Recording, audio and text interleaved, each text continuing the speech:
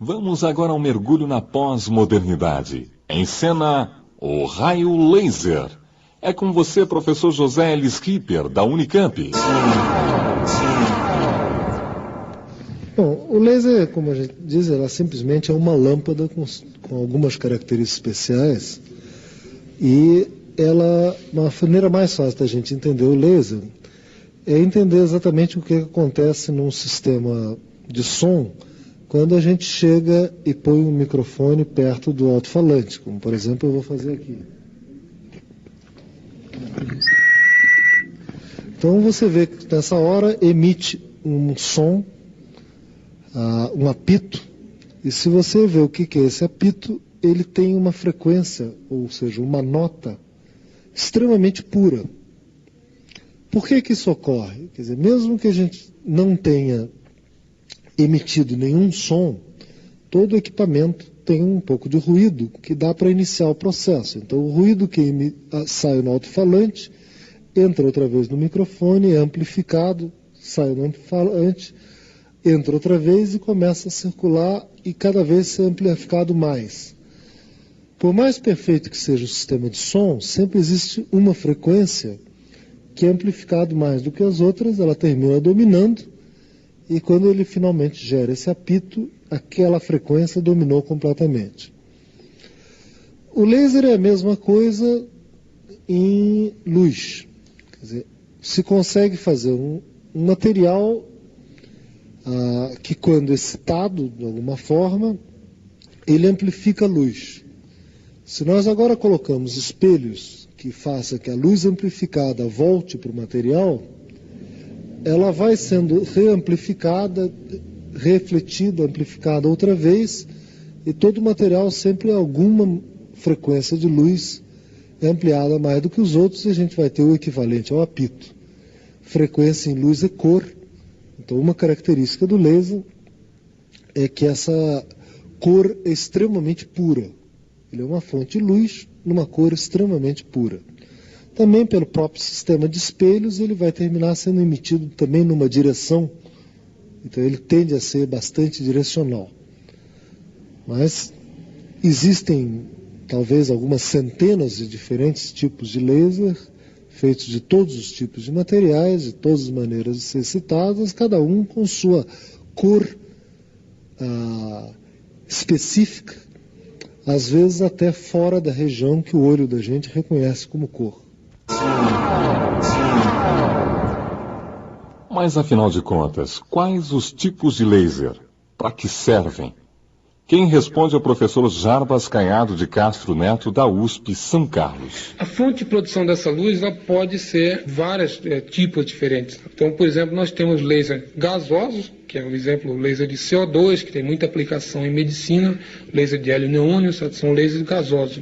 Temos laser de líquidos, corantes orgânicos podem ter ação laser. Temos laser de estado sólido, por exemplo, laser de semicondutores, que tem muita aplicação em telecomunicações. E temos até o laser de elétron livre, que é um laser que está atualmente sendo desenvolvido no mundo. Bom, Jarbas, você aí de passagem já falou em algumas aplicações do laser, por exemplo, em medicina, em telecomunicações, e o engraçado é que o H.G. Wells, no seu livro, né, ele falava no laser como uma arma destruidora. A gente sabe que hoje o laser já tem aplicações militares, mas também sabe que, por outro lado, ela é uma luz que pode ser usada na medicina, por exemplo, quer dizer, uma aplicação muito mais delicada, uma coisa muito, vamos dizer, mais inofensiva, né? Quais são essas aplicações, então? Vamos começar pela medicina, Jarbas. Como é que você pode usar o laser na medicina?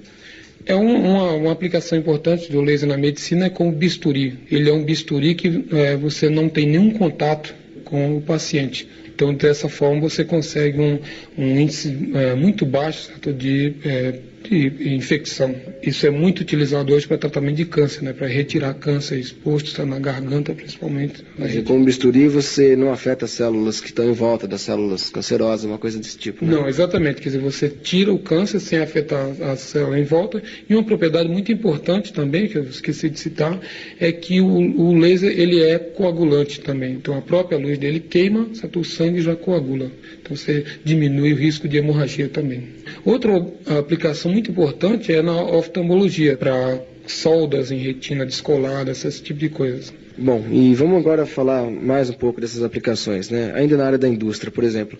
Hoje, a grande novidade para os aficionados do som é o disco a laser, né? Como é que funciona o disco a laser? A gente sabe que o laser lê o disco, mas como é que é isso? Como é que funciona exatamente? O disco a laser, ele é semelhante a um disco convencional, só que ele tem uma série de furos que seriam pontos claros e escuros. Como você consegue focalizar num ponto muito pequeno, você pode aumentar a densidade de informações. Então, um disco laser, apesar de pequeno, ele consegue ter um número de informações muito maior do que um disco grande. Então, se você olhar um disco a laser com um microscópio, você vai ver são pontinhos escuros e claros. As trilhas são compostas de pontos escuros e claros. E você joga o laser no disco e, se o ponto for claro, reflete o laser. Se for escuro, não reflete. Então você vai ter uma reflexão, não reflexão, e tem um processador eletrônico que transforma isso aí num sinal eletrônico que é o som. O disco a laser é só um exemplo de uma área muito grande, que é a área de memória óptica. Os mecanismos de memória óptica, eles vão dar um ganho de 100 mil vezes no número de informações por volume que você pode pôr numa memória. Então, por exemplo, um levantamento que foi feito, que a biblioteca do Congresso americana, que é a maior biblioteca do mundo, né, que é citada em todo o livro aí, Biblioteca do Congresso, né, toda a biblioteca do Congresso ela poderia ser posta em 1 centímetro cúbico de memória óptica. E você falou em reduzir as coisas, né? A gente sabe que em comunicação também se faz isso, quer dizer, pode-se colocar 20 mil linhas de transmissão, por exemplo, dentro de uma fibra óptica com laser, né? Uma coisa assim. Quer dizer, vem por aí uma revolução nas telecomunicações? Isso na realidade, essa revolução já está ocorrendo no mundo. Nos Estados Unidos, toda a telecomunicação interna americana já é feita por fibra óptica. São fibras ópticas que têm um peso muito menor do que o cobre. O material com que ela é feita é o quartzo, né, que tem muito no Brasil, é uma areia mais refinada, né, o quartzo. E os emissores são, em vez das estações grandes, né, de micro-ondas, são pequenos lasers de milésimo de milímetro de dimensão. Essas comunicações, para você ter uma ideia, elas estão fazendo do satélite para comunicações um objeto completamente obsoleto. Além disso, a comunicação chamada pequenas redes, né, que são dentro das cidades, elas já são completamente substituídas. Sabe? Que isso é um problema sério, por exemplo, nas grandes cidades como Nova York, em Boston, por exemplo, em que as galerias subterrâneas já estão completamente lotadas de cabos de cobre. E hoje eles são substituídos, certo? Uma quantidade enorme de cabos de cobre são substituídos por pequenas fibras ópticas. Bom, Jarbas, e além das comunicações, do disco a laser, da medicina, o que mais você destacaria entre as aplicações do laser hoje em dia? Uma aplicação muito importante do laser na parte informática. Tem uma aplicação já no presente, que são chamadas impressoras a laser, e a aplicação mais futura, que é a substituição dos circuitos eletrônicos por circuitos de óptica. E além disso, em linha de montagem, certo? Como por exemplo a Volkswagen, aqui no Brasil já tem isso, quer dizer, todas as peças têm um código de barra. E na esteira lá que vai selecionar as peças, tem uma leitura com laser também.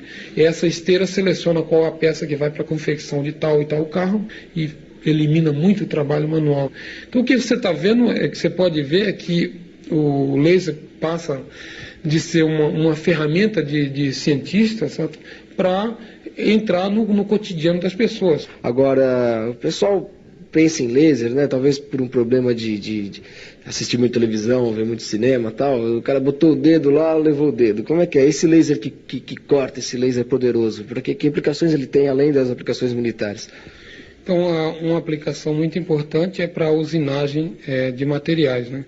São lasers de alguns quilowatts e, mais do que isso, esse laser ele pode ser focalizado numa região muito pequena. Certo? Então, a densidade de energia é muito grande e uma chapa de aço, por exemplo, de 5 centímetros de espessura, ela é cortada assim com uma rapidez incrível. Certo? Com precisão também, né? Porque uma das características da luz laser é a direcionalidade dela. Isso, exatamente. Quer dizer, você tem um corte muito fino. Além disso, existem solda também de precisão que são feitas a laser. Sabe? Por exemplo, a IBM do Brasil, algumas peças dos computadores, né, que eles fazem são soldadas com laser de CO2. Tá? São soldas que são extremamente rápidas e, por serem rápidas, elas não aquecem o resto da peça. E, logicamente, nessa parte de laser de alta potência, existem as aplicações militares, destruição, principalmente destruição de satélite, né, que isso é o chamado Guerra nas Estrelas, né, que hoje... Fantasia do Ronald Reagan, né? Pois é. Então isso tem muito recursos, né? Tem muita gente trabalhando nisso aí.